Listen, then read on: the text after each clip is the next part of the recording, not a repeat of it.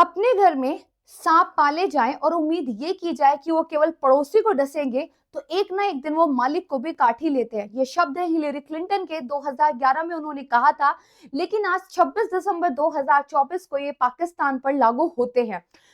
15,000 तालिबानी लड़ाके पाकिस्तान की सीमा की ओर बढ़ रहे हैं और ऐसा लगता है कि पाकिस्तान एक बहुत बड़ी मुसीबत में फंसने वाला है।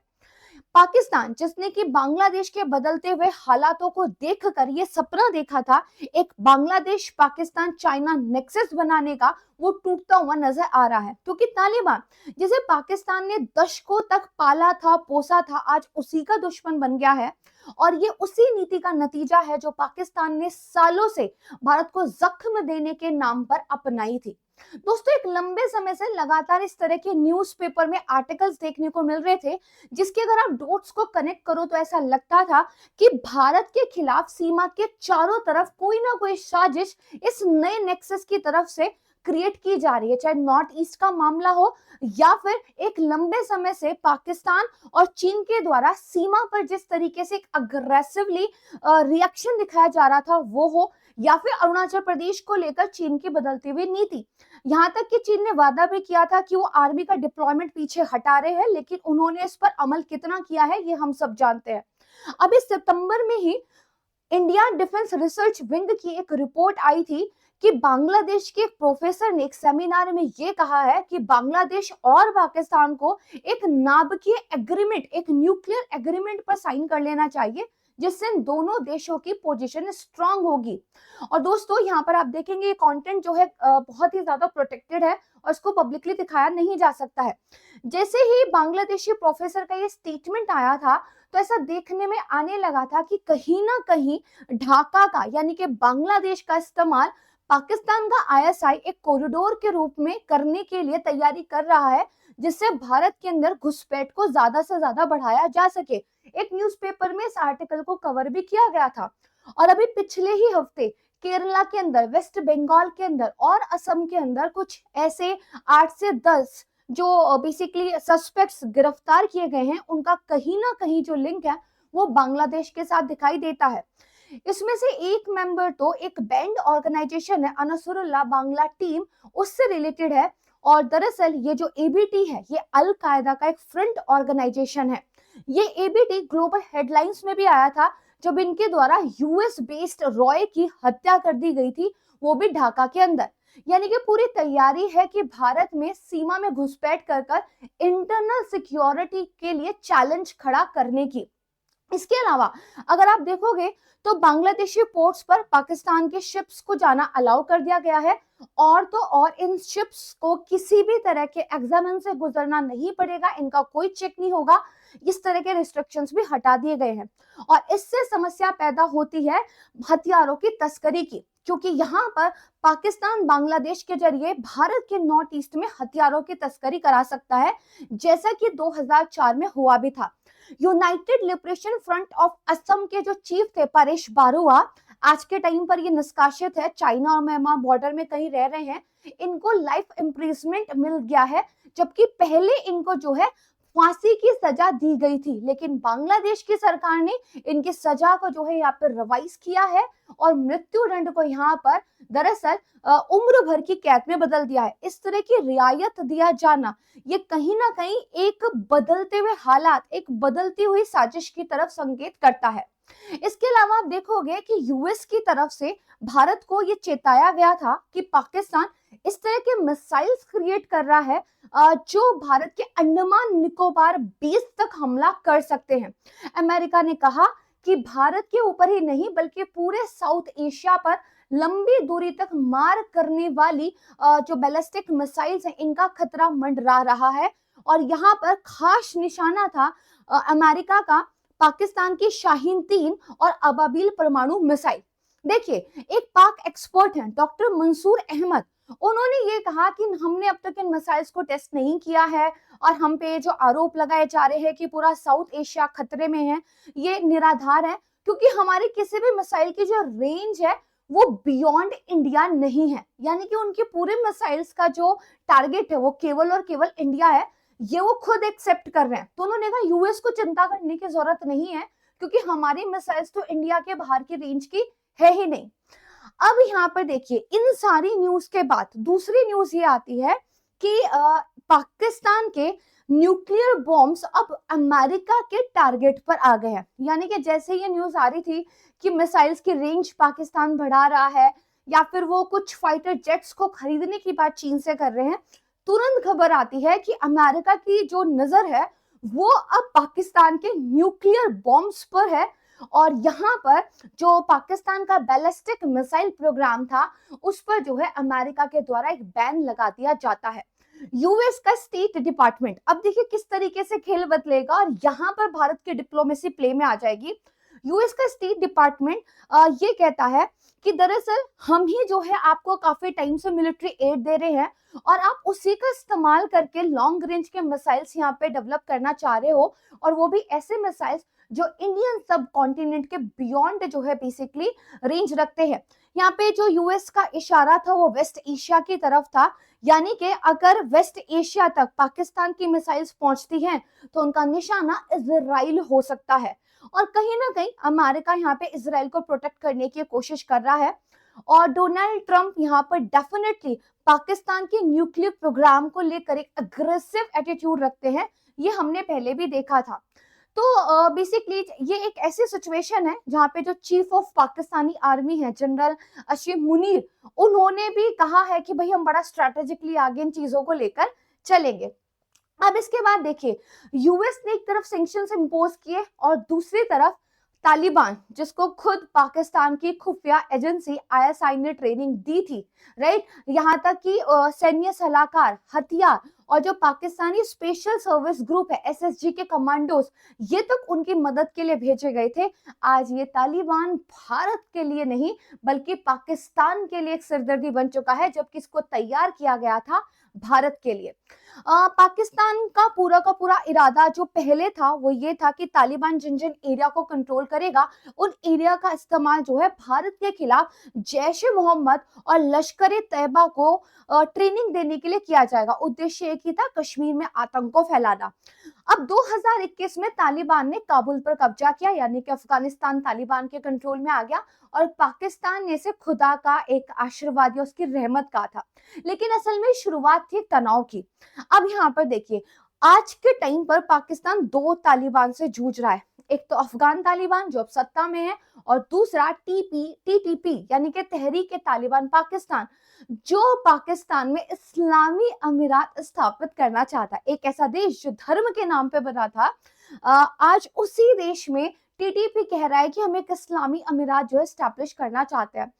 2023 की एक रिपोर्ट आई है जिसमें यह बताया गया है कि पाकिस्तान में आतंकवादी हमलों में 56% का इजाफा हुआ है।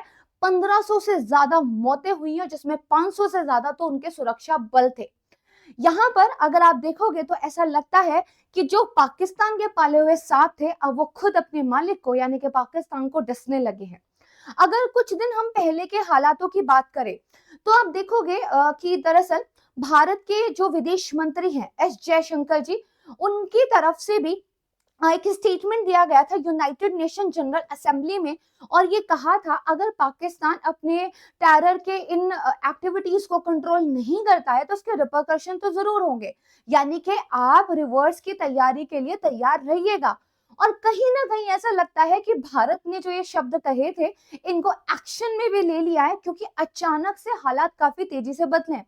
बात करें बांग्लादेश की तो वहां पर भी रिपोर्ट्स ये कहती है कि अराकान आर्मी ने एक पर्टिकुलर एरिया जो है वो अपने कब्जे में ले लिया है और बांग्लादेश सरकार इस पूरे मुद्दे पर चुप्पी साधे हुए है। अब देखिए, एक और कंट्री है जिसका नाम है यहाँ पर अजरबैजान। ये जो कंट्री है ये पाकिस्तान और तुर्की की बहुत अच्छी एक मतलब आप कह सकते हैं अच्छे रिश्तों वाला देश है। अजरबैजान ने ऑफिशियली और इनफॉर्मली भारत से ये कहा कि हम आपसे कुछ हथियार खरीदना चाहते हैं अगर आप चाहें तो। अब देखिए, जो अजरबैजान है वो अब तक तुर्की से और पाकिस्तान से हथियार खरीदते आ रहा था, अचानक से ये भी यू टर्न लेते हैं और किसी थर्ड कंट्री के द्वारा जो है ये कहलवाते हैं एक मिडिल मैन के तौर पर कि अगर इंडिया चाहे तो हम उनसे भी हथियार यहाँ पे खरीदना चाहते हैं, यानी कि दोस्त दोस्त ना रहा, राइट। आगे देखेंगे, डोनाल्ड ट्रंप जो कि अगले महीने से सरकार संभालने वाले हैं, हालांकि जो भी इनका फर्स्ट टर्म था तो इनके पाकिस्तान के रिश्ते जो है काफी ठीक ठाक थे। लेकिन कुछ एक्सपर्ट्स का कहना यह है कि आने वाली जो इनकी टर्म होगी उसमें जो पाकिस्तान का long range ballistic missile programme है उस पर और ज्यादा स्ट्रिक्ट सैंक्शंस जो है इम्पोज किए जा सकते हैं। ट्रम्प एडमिनिस्ट्रेशन के अंदर जो कुछ की एडवाइजर्स हैं ट्रम्प के, वो दरअसल यहाँ पर इंडिया के साथ मिलिट्री कोलैबोरेशन की एडवोकेसी करते हैं। जैसे रिसेंटली आपने देखा होगा कि जो इनके सेनेटर हैं रूबियो, इन्होंने US India defence cooperation act भी इंट्रोड्यूस किया था। अभी इस एक्ट को लेकर कंसिडरेशन जो है वहां पे चल रहा है और इस एक्ट में ये कहा गया है कि इंडिया को काटसा के सैंक्शन से जो है अलग कर दिया जाए, यानी कि उस पर वो अप्लाई नहीं होंगे और भारत के साथ मिलिट्री कॉपरेशन को बढ़ाया जाए। यानी कि कहीं ना कहीं आने वाला जो ट्रम्प प्रशासन है वो भारत की तरफ झुका हुआ नजर आता है और पाकिस्तान के दिन शायद यहाँ पर लदते हुए हमें नजर आ रहे हैं। अब देखिए, इस सब के बीच में पाकिस्तान जो चीन से फाइटर जेट खरीदने की बात कर रहा है उसके यहाँ पर इकोनॉमिक क्राइसिस किस हद तक पहुंच चुका है। उनके अपने खुद के मित्र यानी कि सऊदी अरब ने ये कहा है कि भाई हज यात्रा के नाम पर जो पाकिस्तानी सऊदी अरब आ रहे हैं वो वहां पर भिखारियों का काम करके प्रॉब्लम क्रिएट कर रहे हैं। उन्होंने कहा भाई किंगडम के अंदर जो रिलीजियस यात्रा के नाम पर ये हो रहा है ये आपकी इमेज को यहाँ पर बहुत ज्यादा डाउन कर रहा है। और यहाँ पे उन्होंने ये भी कहा अगर ये ऐसा ही चलता रहा तो ना सिर्फ ये आपकी रेपुटेशन को बर्बाद करेगा बल्कि जो हज या उम्राह को लेकर पाकिस्तान के साथ हमारे अरेंजमेंट्स है ये उनको भी इम्पैक्ट कर सकता है। देखो, एक रिपोर्ट आई थी अप्रैल 26 2024 को और उसमें ये बताया गया था कि जो पाकिस्तान की पॉपुलेशन है वो करीब 230 मिलियन है और उसमें से 38 मिलियन बेगर्स हैं यानी कि भिखारी हैं। और जो सिर्फ अपनी ही कंट्री में प्रॉब्लम क्रिएट नहीं कर रहे हैं बल्कि दूसरे के देशों में भी जाके प्रॉब्लम क्रिएट कर रहे हैं। और इसी चीज को लेकर एक बार जो भारतीय प्रधानमंत्री नरेंद्र मोदी जी हैं उन्होंने भी जो है पाकिस्तान के ऊपर एक कमेंट पास किया था। एक रैली को बिहार में वो एड्रेस कर रहे थे और कह रहे थे कि भाई एक कंट्री है जिसने एक बार हमें चैलेंज किया था, आज वो जो एक कटोरा हाथ में लेकर दुनिया में इधर से उधर जा रही है। देखिए, पाकिस्तान के अंदर इन्फ्लेशन काफी हाई है। अगर आप वहां पे बात करेंगे तो जो ट्रेड है वो भी बहुत ज्यादा इम्पैक्ट हो चुका है। अगर आप देखेंगे तो पाकिस्तान लगातार रिलीफ पैकेजेस की डिमांड करता रहता है बट इसके बावजूद चीन से जो है ये जेट खरीदने की बात यहाँ पर करते हैं। Now the last two update.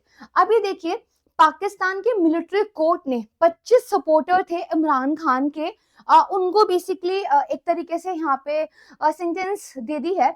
इसको लेकर यूएस ने बहुत स्ट्रांगली रिएक्ट किया है।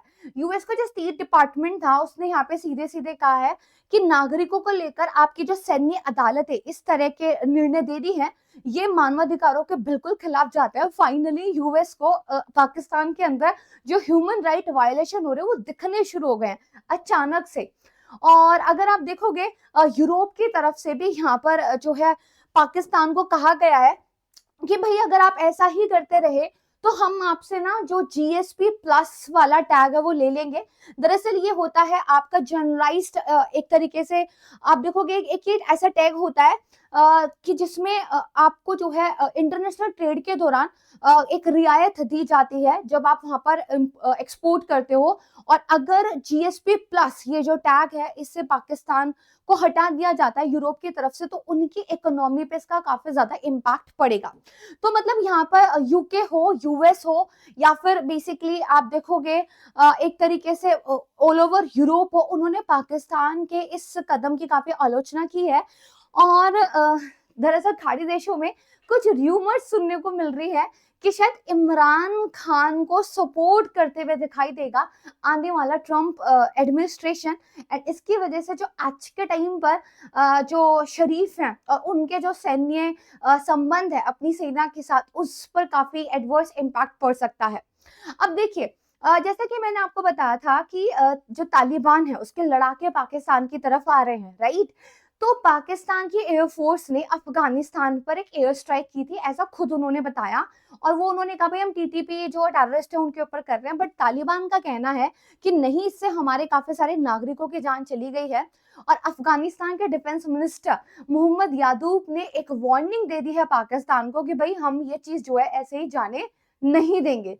तो मतलब ऐसा लग रहा है ना सिर्फ सपना क्षण से टूटा है पाकिस्तान का भारत को घेरने का, बल्कि खुद उनको लेने के देने पड़ गए हैं।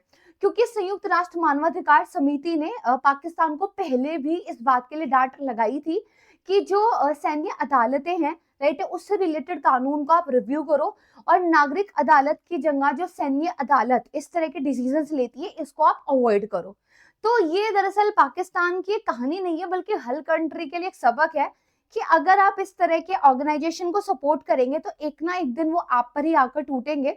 वहीं अगर हम भारत की बात करें तो देखिए, यूएस, यूके और फ्रांस के बाद रशिया ने भी रीअफर्म कर दिया है अपना सपोर्ट इंडिया की permanent seat United nation security council में।